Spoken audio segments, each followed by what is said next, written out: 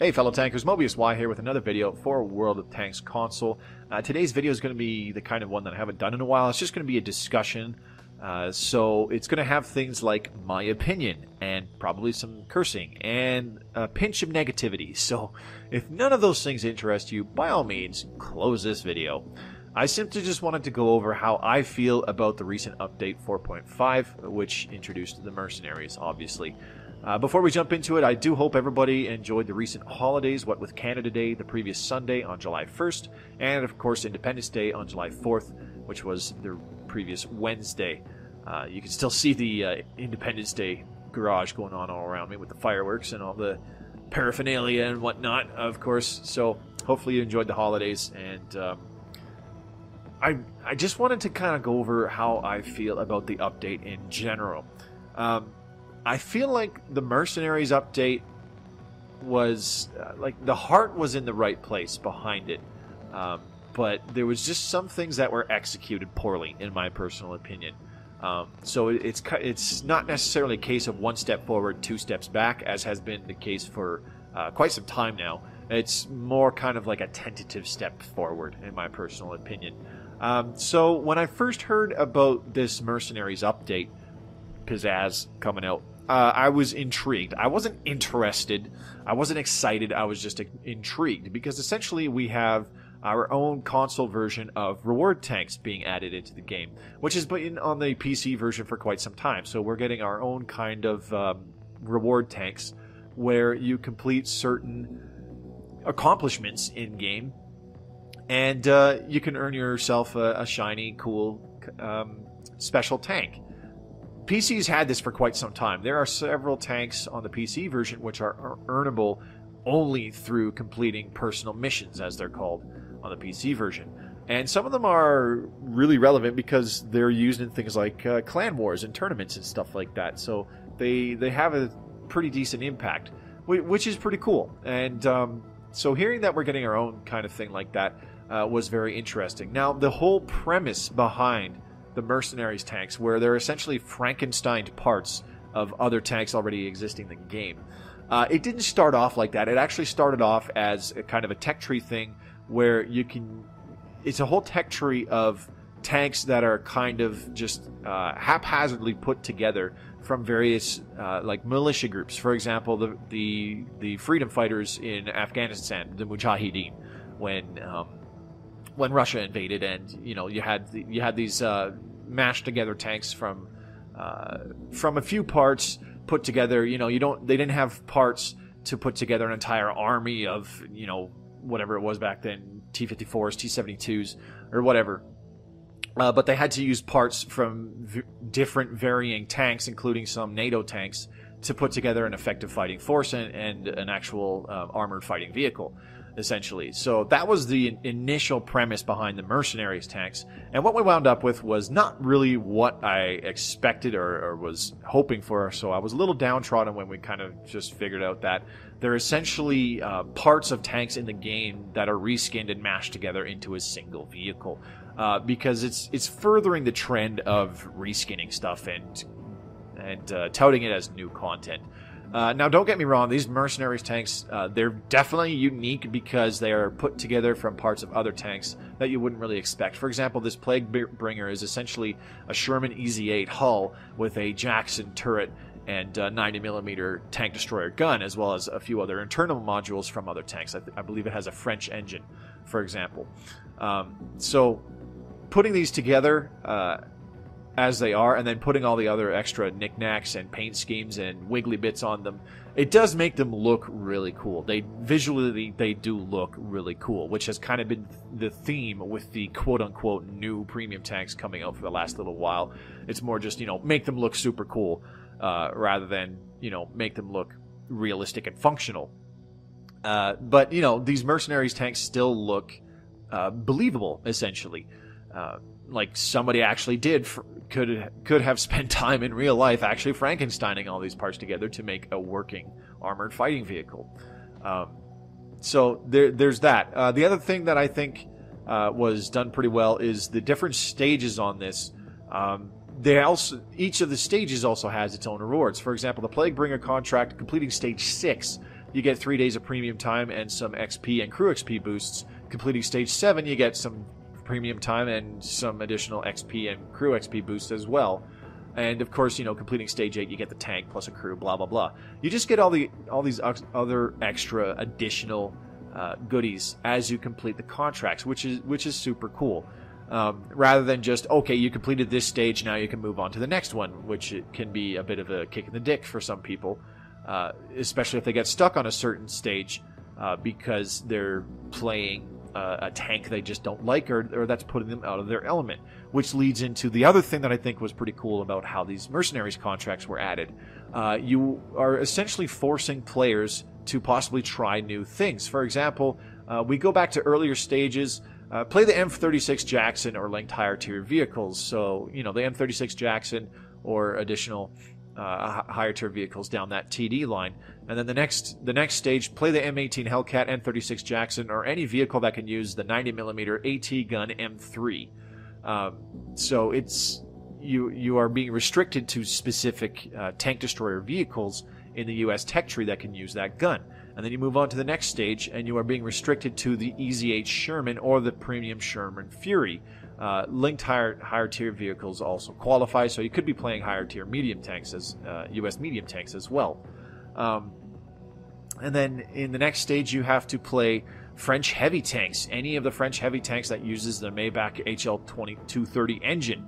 Or any of their higher tier counterparts. So this could be potentially forcing people to try out new things. Somebody who's only played tank destroyers, once they complete the parts where they can use things like the Jackson or the Hellcat or any other 90mm M3 AT gun using TD, now they have to move on to US mediums, which they might not have done before. So they're being forced to try new things out if they haven't done it before, which is pretty cool. And then they move on to French heavy tanks.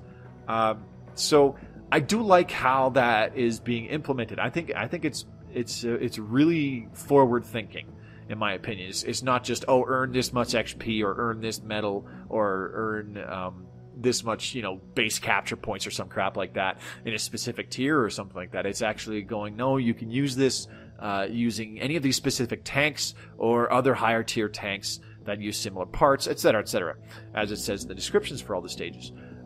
So the way that those were kind of implemented, I think, was pretty well thought out, and it was pretty well done the way that was added. What I don't think was done very well was the pricing. Don't get me wrong, the idea of being able to skip stages or just buy the tank itself for a flat cost in gold, I think again that was pretty forward thinking. That was pretty smart of Wargaming to implement that. But these prices are off the wall, in my opinion. For example, the Plaguebringer, to purchase it, 9,770 gold for a tier 6 tank. And this is essentially a tech tree tank. I'm not sure how many people understand that these mercenary tanks, even if you pay gold for them, they have no benefits that a premium tank could give you. Let's go take a look at a couple tier 8 premium tanks, for example. Where was a good example? I'm looking for the... Oh, where the heck is it? I'm going through all these things and I can't find it now. Brilliant. I mean, you've got things like the... where the heck is the M4A1 Rev? I'll just have to go to the French tech tree. Screw it. You'll see what I'm trying to get at in just a second. Wow, I fail at freaking World of Tanks console tech treeing apparently. M4A1 Revolution. Revelorise. Wow, I just called it the wrong tank. The M4A1 Revenge. 7,200 gold. This is for a tier 8 vehicle. Now, if you recall, the Plaguebringer, it's a tier 6 vehicle. 9,770 gold. The difference is the M4A1 Rev, because it's a tier higher, you can essentially earn more XP with it every game, because you can damage higher tier tanks and stuff like that with it, and you can just hand out more damage with it. But it also gets the benefits of being a premium tank. You have higher silver earnings for playing this tank, which will in themselves be higher than playing a tier 6 because it's a tier 8. So you can earn more silver every game with this tank. because it's a premium, and you get accelerated crew training because it's a premium tank. You don't get that with any of the Mercenaries tanks. They are treated as a tech tree tank. And yet the Plaguebringer is 2,500 gold more expensive than a tier 8 premium French tank that you can get. And in fact, the AMX CDC is also cheaper because it's only about 8,000 gold as well. And it has the same premium benefits as the M4A1 Rev, for example. And let's go ahead and take a look at another premium tank, the Jagdtiger 88. This is one that has preferential matchmaking, so that's why it's a little bit more expensive than what the CDC or the M4A1 Rev would be. It's 10,000 gold. That's still not much more gold than you would get for the Plaguebringer. And the difference is you get this as a tier 8. It can only see up to tier 9 because it has preferential matchmaking, and it gets the added benefits of being a premium tank. Higher silver earnings, accelerated crew training, etc., etc. The only advantage that the Mercenaries tanks really have over the premiums is you can put any crew in them. That is about it. That is essentially the difference between buying a Mercenary tank and buying a premium tank. And while we're at it, let's take a look at the Slapjack and the Big Top. 15,315 gold to buy a tier 7 that costs 50% additional gold over a Jagdtiger 88 without all the benefits. As I said, the only benefit that it has over the Jagdtiger 88 is you can put any crew in this tank and play it, but it does not earn extra bonus silver like premium tanks do, and it does not have accelerated crew training like premium tanks do. So while the option of buying these tanks for gold was very, like I said, very forward thinking of Wargaming, planning ahead and going, okay, some people are going to want to skip these because they simply don't have time to get these through earning them, or they simply won't be able to, or do not want to get the tanks that are necessary for them because they don't want to grind for them. So we'll give them the option of just getting it for gold. But the pricing is, in my honest opinion, out of this world. It's again continuing. It's not only continuing with the trend of reskinning stuff and rebranding it as quote-unquote new, but it's also continuing with the trend of overpricing things, in my personal opinion. So it's kind of a kick in the nuts, in my opinion. And of course, there is no real indication of this anywhere. That if you do buy one of these Mercenary tanks, it's not the same as buying a premium tank. That it doesn't get the bonuses that a premium tank would get. So those are really my only two major gripes about it.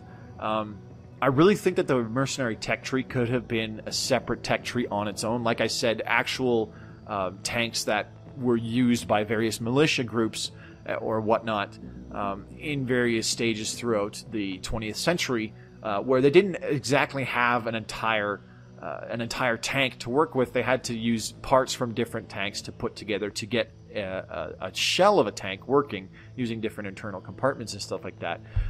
It's still what we have with the final product, but I think an entirely separate tech tree where you can start from tier 1 and go all the way to tier 10 as normal. I think that would have been a little bit cooler. That's strictly my opinion. The way they've gone about it, though, there's a lot of positives to the way that they've implemented them, especially with all the little rewards you get as you complete the stages of the contracts. Now, while we're on the subject of reskins, it's not just tanks that got reskinned, it's maps. I can't help but laugh at this. So here's a good example right here. Amazon is touted as a new map being introduced with the Mercenaries update. There's nothing new about it, though, because it is a reskin of Arctic Region. Why do we have another variant of Arctic Region? I don't know. I'm sure there was some thought process behind this, but we've already got Arctic Region Snow, and Arctic Region Summer, And now we have Amazon, which is essentially Arctic Region Jungle. So rather than actually try to design new maps, brand new maps, and test them out and introduce them to console to make them workable on console, or even just redoing PC maps, which there's still several of that we have not even gotten on the console version, and making them workable for console. We're getting reskinned console maps. Baja is another example. This is a reskin of South Coast. It's a more desert South Coast. It might not really look like it at first glance, but let's shimmy all the way down to South Coast. Eventually, we'll get there, all the way to the S's someday today. The map list is just huge because it breaks down all these things now. I probably should just change the game type to standard, to be totally honest. But if you recall what Baja looked like, hang on a second. Let's change this. Oops, what did I just do? Oh, I hate navigating this. Okay, so let's take a quick look at the mini-map on Baja. So that's what Baja looks like, right? Make note of all the major terrain features on Baja. So now let's go over to South Coast, as I said earlier. Keep going over to the K's. LM, NLPQ. We're getting there. Oh, Salvage Yard. We're in the S's. Okay, South Coast is right here. It's the same map. The major differences in terrain are around the town area because it now looks like it's some kind of a big industrial complex in the Baja version of South Coast. But the terrain is largely the same. There's changes in minute details like the buildings and whatnot, and probably in the foliage and in the rocks on the map and stuff like that. I don't get it. And then here's another one, Stad der Dunkelheit. I'm not going to pretend that I know how the hell to pronounce that because I don't. This is Himmelsdorf. You can tell just by glancing at it. You got the big castle on the right-hand side. You got the big city variants in the sections in the north and the south, and then you got the rail yard way over to the west on the left. It's a reskin of Himmelsdorf. So continuing with the reskins and offering more reskins and saying that the reskins are new because they're reskinned reskins because they're new reskins. I don't know. I just feel like it is misdirected effort that could have been better directed at, actually coming up with new things for the console version. Or possibly even tweaking the terrain on current maps that do exist and changing aspects of them so that, the maps are more balanced for standard play and whatnot. Or even better, bringing back all these Asian-themed maps that we haven't had for goodness knows how long. I really miss Great Wall at this point. I am starting to miss Dragon Ridge as much as people have complained about it, but I think it was way better after they changed it. And I kind of miss, what's the other one? Not Sacred Valley, Hidden Village. Like, I'm starting to really, really miss those maps. We haven't had them for a long time. And with this latest update, instead of actually getting those maps back that people have played and are familiar with and would like to see come back, we're given reskins of reskinned maps. Essentially is what they are.